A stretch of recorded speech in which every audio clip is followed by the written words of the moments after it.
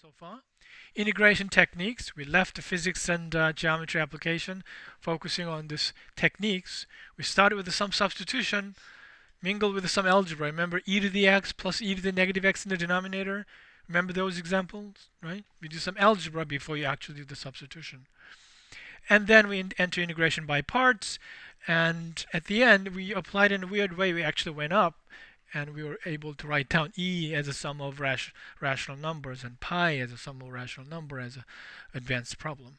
And what we just did is trigonometric integrals, and it has some introduction to free analysis, and that's an important part. Today, we enter the substitution method too. All right?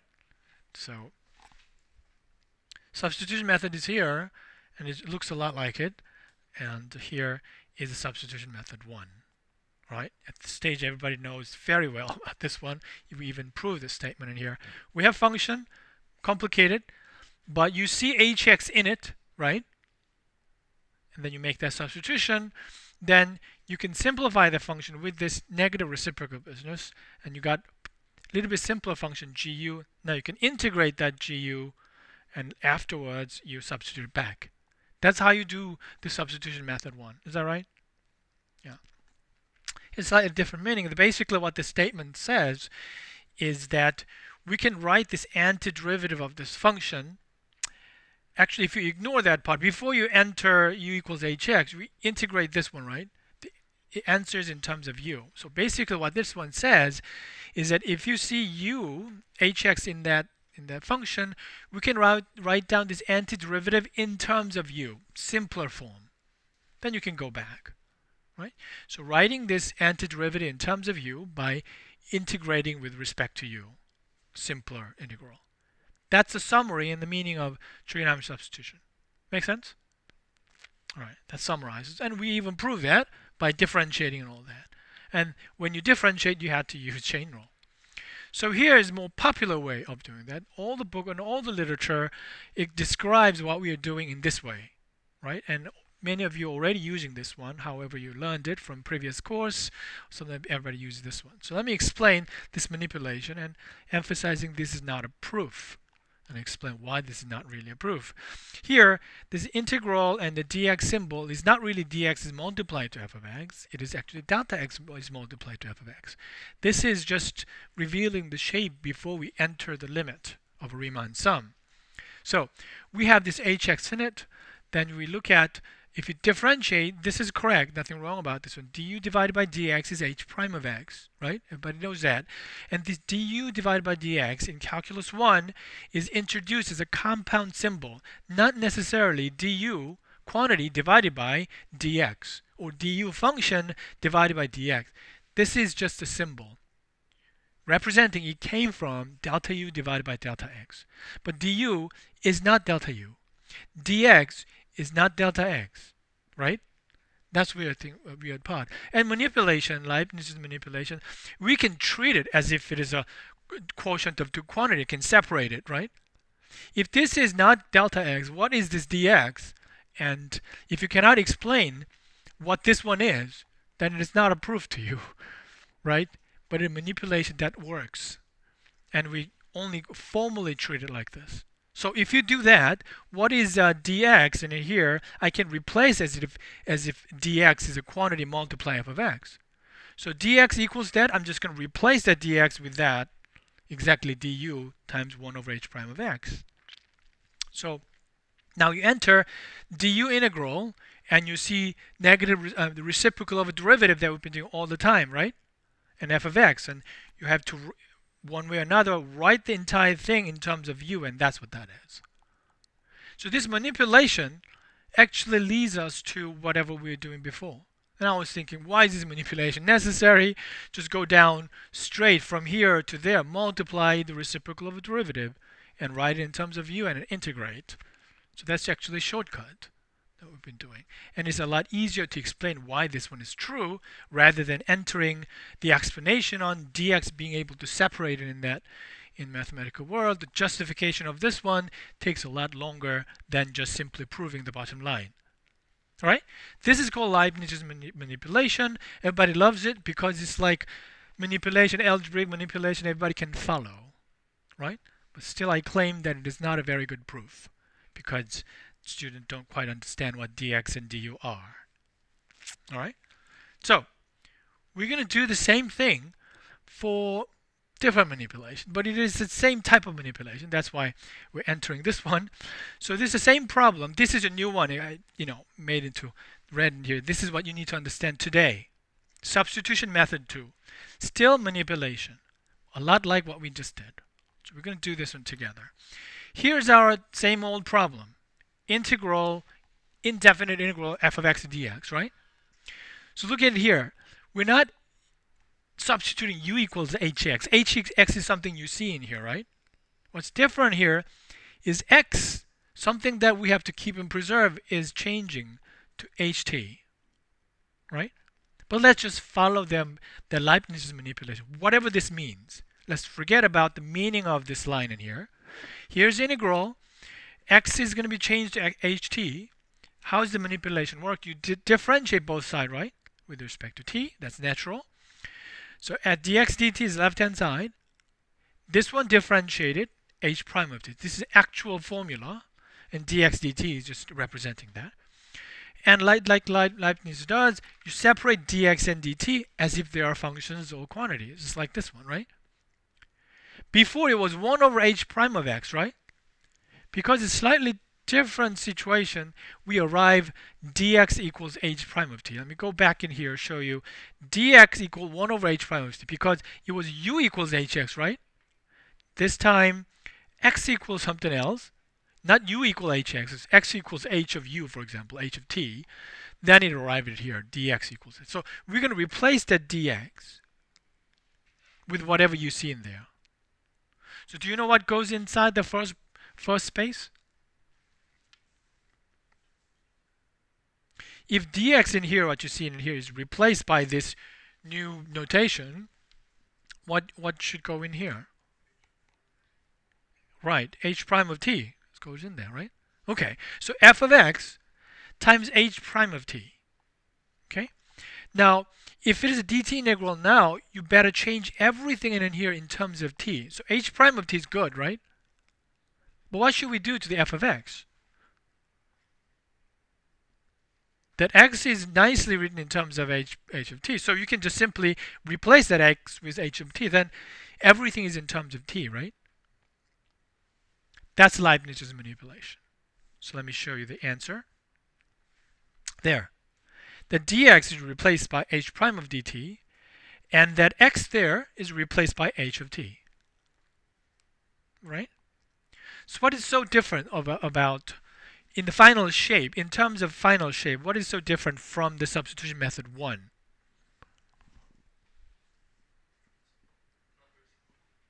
No reciprocal, right? That's one thing you remember.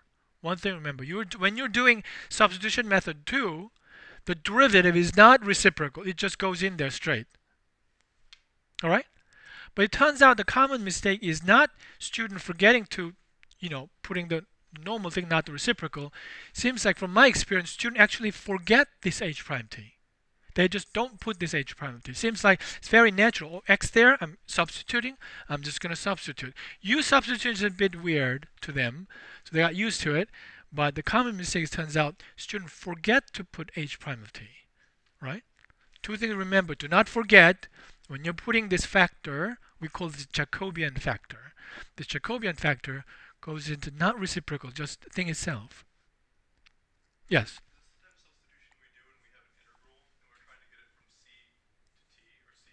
Definite integral? Yeah. Mm-hmm. Right, right. Right, exactly the same thing. If you apply that exact same technique here, you will easily prove this statement as well. It is just that different kind of situation of a derivative. That's why it is not reciprocal. Right? So, yes. Oh, yeah, good question. The h prime of t is called the Jacobian factor. That appears all the way to the vector calculus and calculus 3, and you're going to hear this word, a Jacobian factor, and that's what this h prime of t is actually. You will learn a fancy version of that. All right? So it's all abstract thing. But here is a summary of the manipulation. Maybe you're going to understand this one better. So that's the manipulation. What does that mean? Is the meaning of this Leibniz notation I just introduced in here. Okay, substitution method 2. So everyone, this one is the antiderivative, right, of f of x. Do you see it in the order of operation in left-hand side? Two things involve antidifferentiation and substitution, right? Which one do you do first in the left-hand side as it's written? Antidifferentiation first, right? Then substitute later. Okay? So if it is a simple function, you can do that. Compute the integral and substitute it back. Right-hand side, it says you can actually substitute first, integrate later. Right? That's the meaning of this statement. Okay, so this is the problem we want. It seems like we're changing this problem to something else and computing this one. So it's not clear what this one is useful for, but we'll just say it this way. Suppose you couldn't integrate f of x, right? But if you substitute h of t, you can't do this one because you can't even integrate. How can you substitute it, right? But the theorem says go ahead and change the integrand function in terms of t like this first. Then think about integrating it. Maybe magically it happened to the right-hand side.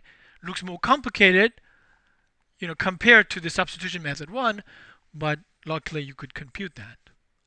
Then it'll tell you a little bit about what that f of x was originally. That's how it goes.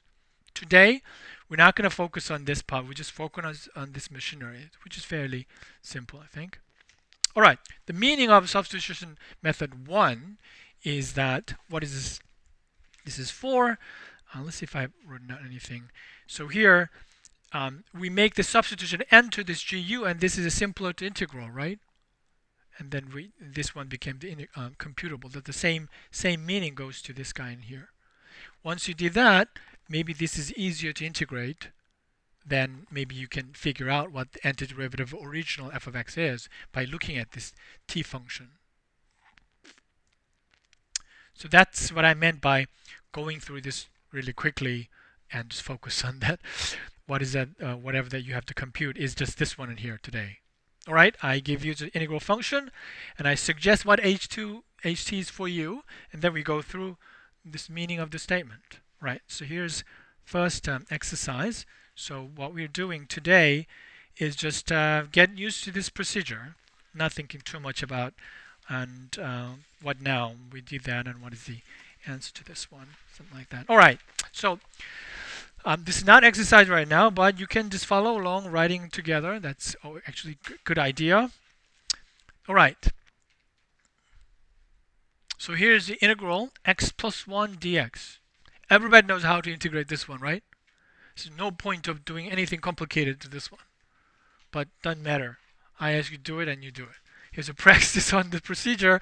So it's this one here. So anybody remember the formula? Let's not look at it if you have written down. Substitution method 2. You see the left-hand side? Integral x plus 1 dx. This one we're not actually integrating. We're using the theorem. So how does the right-hand side look like? Let's just write that down in terms of f and h, things like that. Let's see. Aaron asked about this Jacobian factor. Anybody remember what the Jacobian factor here is? Derivative. Is 1 over h prime or h prime? H prime. Not reciprocal. That's the factor, right? And this is a place where f of x used to be, right? But you have to change that to all in terms of t, right? So what goes in here? F of x, right? But x is replaced by ht. So that's general formula. All you have to do is just stick in what that ht is. So here is, let me just also copy that. It's not a procedure. It's actually equal. That's what's most important thing about this thing there. So this is actually equal to what is ht? Here is given. I give you some random function ht. What is it? E to the t. That's what ht is, right? What is h prime of t? E to the t. dt. All right? Do you know what f of x is? What is f of x? X plus 1, that's f of x. So do you think you can do that? F of e to the t? Let me just put the parentheses there. Somebody shout it out what this one is, actually. E to the t plus 1. Thank you. That's that. That's the end of the theorem. Is this, do you think, is it computable? Well, this was computable in the first place, but let's just compute it without, forget about what I just asked. E to the 2t plus e to the t dt, right? Do you think you can calculate that? Derivative of e to the 2t? No u substitution, you should just do it now like this. 1 over 2 e to the 2t. Second one, e to the t, and one more term, plus c. That's the answer. If you actually integrate that guy, and after you integrate, you stick an e to the t in there, this is what you're going to get. Because we can integrate x plus 1, everybody can verify this is correct solution, right? Let's do that. This is not necessary. It's just a verification. Does that make sense? So what is the integral of this one? 1/2 x squared plus x, right? Plus c. Now we have one more operation to do. You substitute that x with e to the t in there. Do you see that 1/2 e to the 2t? As you square it, exponent multiplies. And this is e to the t plus c. Do we verify what we just did is correct? So that, remember, it's not procedure. At the end, they're claiming they're equal to each other. Don't just look at it as a procedure. Final, most important result is that two things are equal to each other, right? Okay. Does that make sense? That's what you have to do. Yes? If we were solving this out, if we were solving the right side, would you put x back in? Or would No. you leave it in That's a good question. Right now, we're stopping at t, right? So that's manageable today. That's fine. If you're going back to x, that gets harder, and students throw things at me if I reach that point in one day before. So this is where we stop. All right. So next one is your exercise. This might be fun.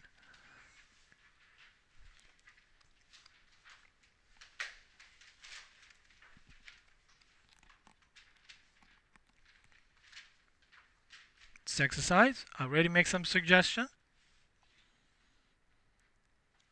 All right. Was it okay?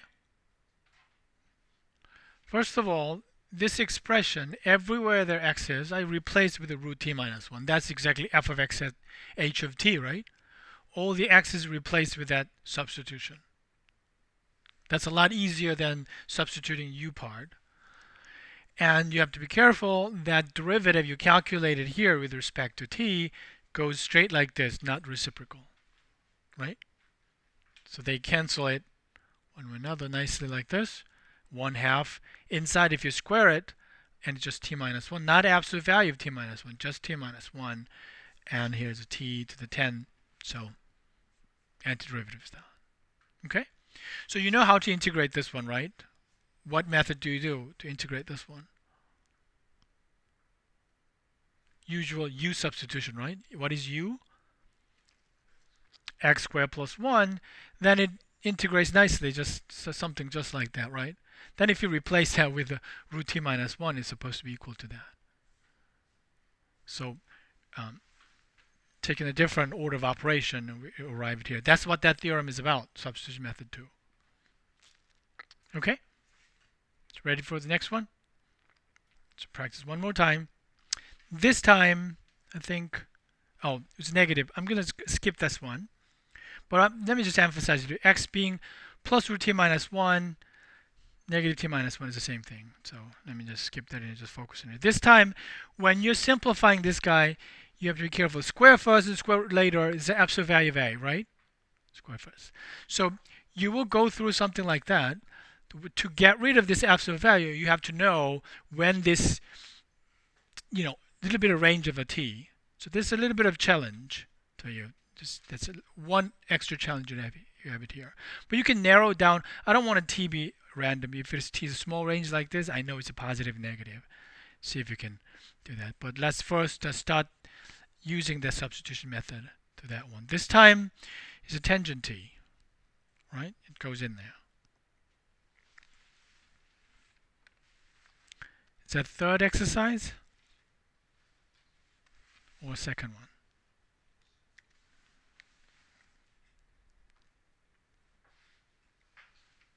All right, here it is. Do the same thing.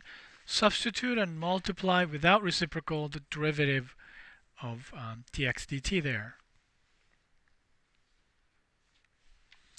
All right, are you able to at least get here? If you make a tangent substitution, that x is replaced by tangent, so that's the part, f of h of t. Then multiply the derivative, h prime of t, which is secant squared. Make sense? Yeah. Then whenever you see 1 plus tangent squared, you replace with the secant squared t, right? And absolute value of secant squared t is not secant t, is absolute square root of secant squared is the absolute value of secant t. So we need to know when this one's positive and negative to get rid of the absolute value. Secant is a cosine, right? The sine, S-I-G-N, of secant is the same as sine of cosine, right? So when is this secant t positive? At around 0. You see up to pi over 2 is a positive, right? You see that up to negative pi over 2 is still positive? That's where the value cosine t is positive. So in that range, we know cosine t is positive all the time. So if we have a condition like this, we can further simplify. Under that assumption, we can further simplify this one, right? What happened to the absolute value of secant? Positive secant or negative secant? Positive secant. Secant is already positive, so you don't need absolute value. Secant squared t dt. Is that right? So how does that simplify without absolute value? Just the secant t. Someone else other than Dylan, remember the antiderivative of secant t.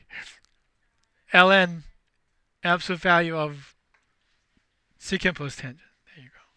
That's the answer to this problem.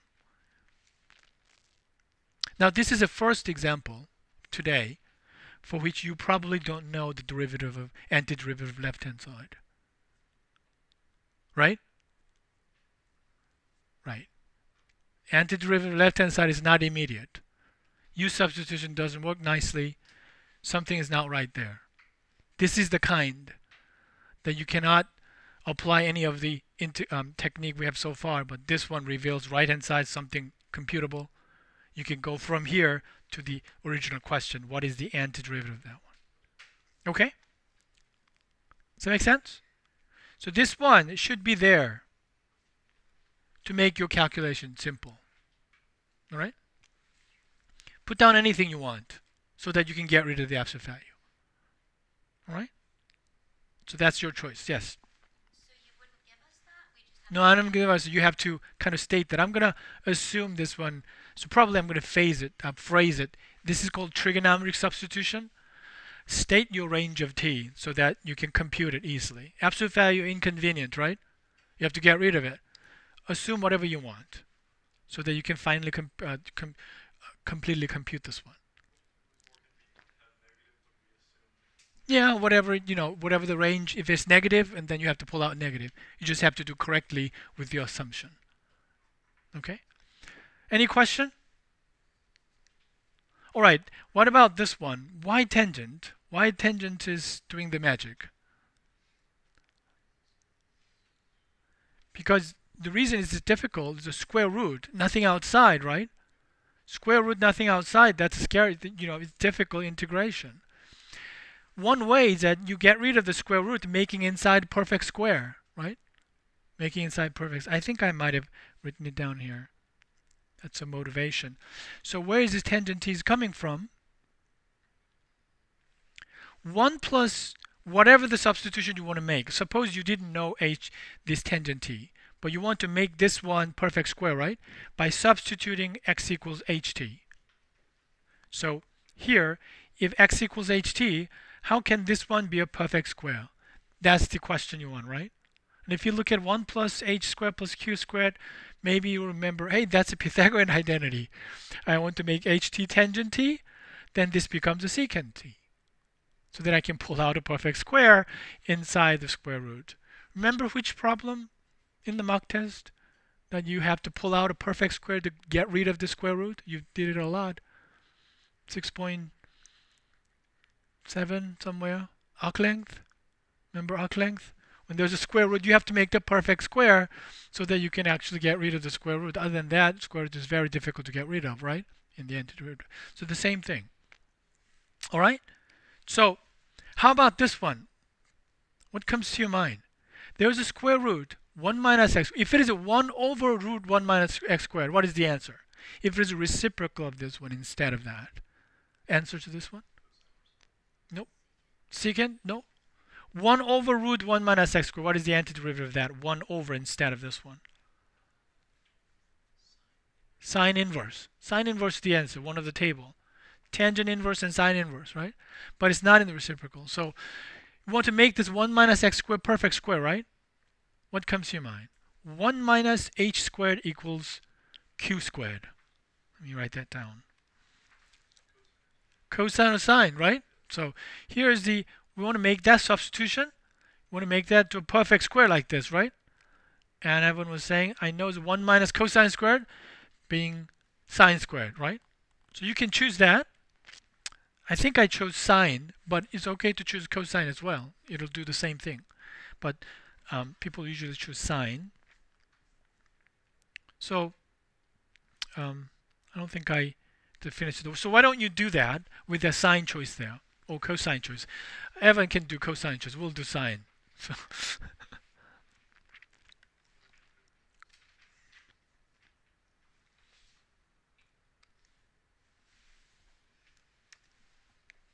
there it is. Sine t, right? That's our choice. Sine t there. It's called trigonometric substitution.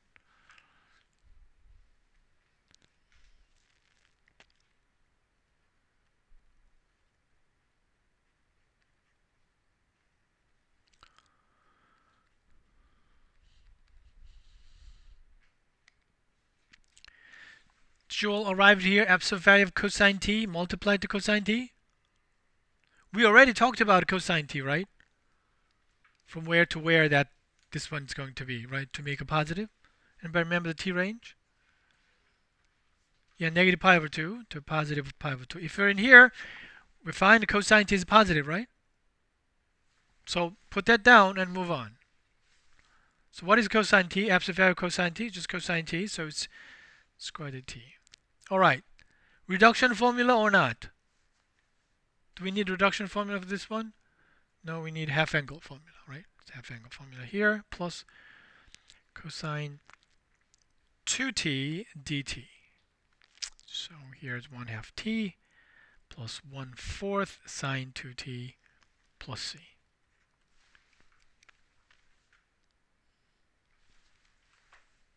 All right? So what are we doing here? We don't know how to integrate that guy, square root of 1 minus x squared. But if you make this substitution, we were able to compute the antiderivative using some things about trigonometric identity functions.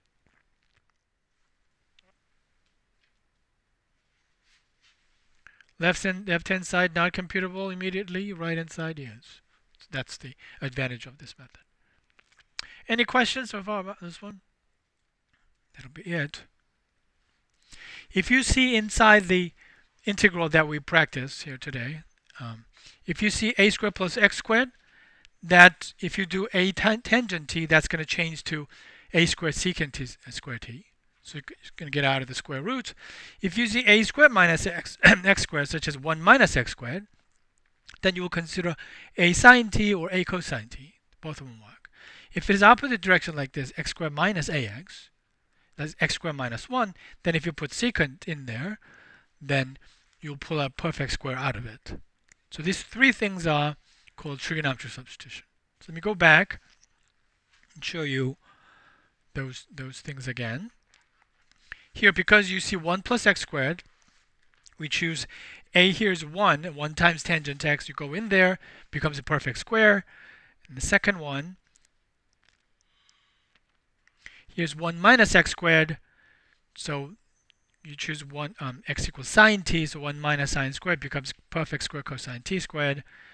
And if you see, if it is a square root, x squared minus 1 is actually easier because of the 1 power there. It would have been easier if it is square root x squared minus 1. Then if you put secant squared in there, it becomes tangent squared. Square root becomes, we can cancel that square root in there. So those are the motivation.